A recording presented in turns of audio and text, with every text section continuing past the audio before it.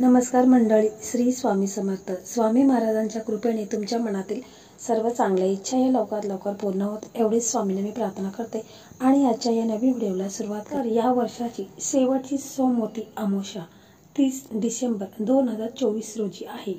सोमवती अमावस्येच्या दिवशी भगवान विष्णू आणि देवी लक्ष्मीसह भगवान शंकरांची ही पूजा केली जाते. या दिवशी पितरांचे स्नान आणि पिंडदानही केले जाते. असे केल्याने इच्छित फळ प्राप्त होते.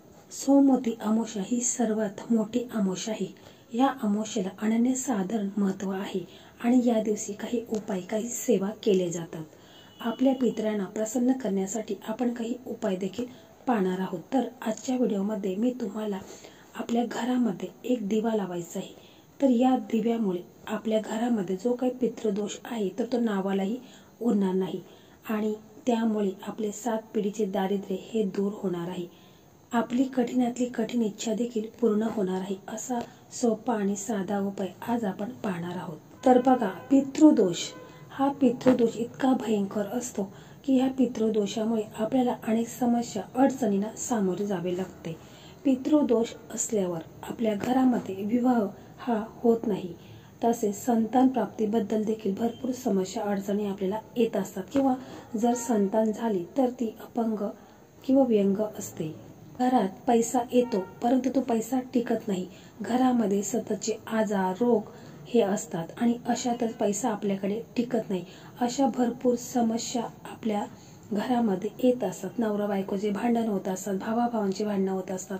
अशा एक ना अनेक समस्या आपल्याला उद्भवत असतात आणि म्हणूनच पितृदोष हा दूर करण्यासाठी आपण साधा आणि सोपा उपाय आजच्या व्हिडिओमध्ये जाणून घेणार आहोत. त्यापूर्वी चॅनलवरती नवीन असाल तर चॅनलला सबस्क्राईब करा. व्हिडिओ पाहत असताना व्हिडिओला लाईक करा. त्याचप्रमाणे श्री स्वामी समर्थ अशी कमेंट करा.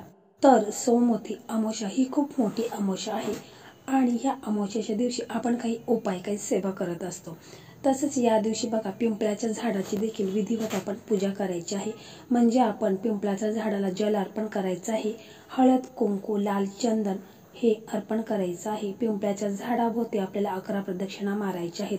तर असं केल्याने देखील जो पितृदोष आहे तर तो आपला कमी होऊन जातो. तसेच याचबरोबर गायीला देखील खूप असे महत्त्व आहे. गायीची सेवा केली, गायीला काही खाऊ घातलं तरी देखील आपल्या कुंडलीमध्ये जे काही ग्रह असतात तर ते ग्रहदोष आपला दूर होत असतो, पितृदोष दूर होत असतो आणि म्हणूनच या दिवशी आपण गायीला काही वस्तू खाऊ घालायच्या आहेत.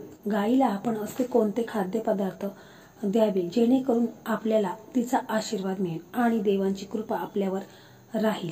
तसं तर सर्व प्रकारचे पूजन आपण करणार आहोतच, त्याचे फळही आपल्याला मिळेल. परंतु आपण खास एक उपाय गायीच्या संबंधित पाहणार आहोत. या दिवशी आपण गायीला हिरव्या रंगाची फळे तसेच हिरव्या रंगाचा चारा खाऊ घालायचा आहे. जसे की पेरू, सीताफळ, द्राक्ष यातील कोणतेही एक फळ तुम्ही गायीला खाऊ घालायचं आहे. जर फळे नसतील तर हिरव्या पालेभाज्या, अगदी गवत देखील तुम्ही गायीला खाऊ घालायचं आहे.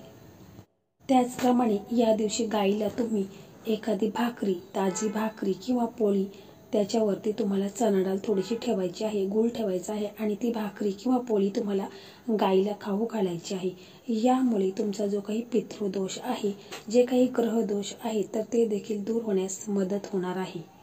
या उपायाबरोबर पितरांचा आशीर्वाद प्राप्त करण्यासाठी आपल्याला आपल्या घराच्या दक्षिण दिशेला एक दिवा लावायचा आहे.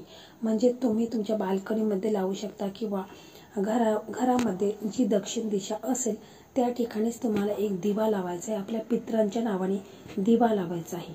तर तो दिवा आपल्याला मातीचा घ्यायचा आहे आणि त्या दिव्यामध्ये मोहरीचं तेल टाकायचं आहे आणि एक आपल्याला वात टाकायची आहे, कापसाची वात टाकायची आहे आणि मोहरीचं तेल टाकायचं आहे. तो दिवा आपल्याला प्रज्वलित करायचा आहे.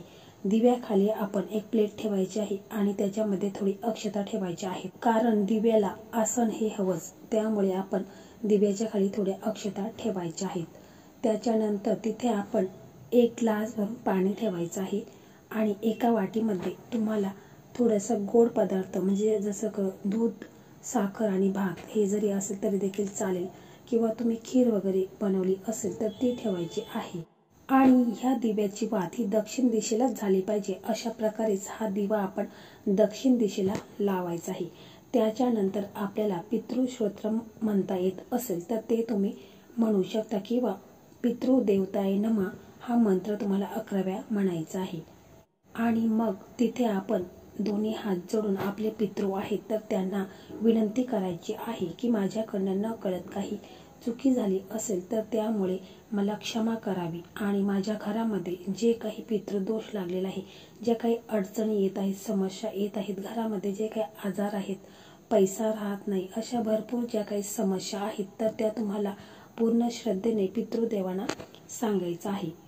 आणि तुमचा आशीर्वाद हा कायम माझ्या घरावर, माझ्या परिवारावर राहू द्या असं तुम्हाला मनापासून श्रद्धेने तुम्हाला पितरांना आपल्या सांगायचं आहे। त्यानंतर रात्रभर तो दिवा व नैवेद्य आणि ते पाणी तसं तिथे आपल्याला ठेवायचं आहे व दुसऱ्या दिवशी सकाळी उठायचं आहे आणि त्या ग्लासमधलं पाणी आहे तर ते झाडांना टाकायचं आहे आणि तो गोड पदार्थ आहे तर तो तुम्हाला गाईला खाऊ घालायचा आहे।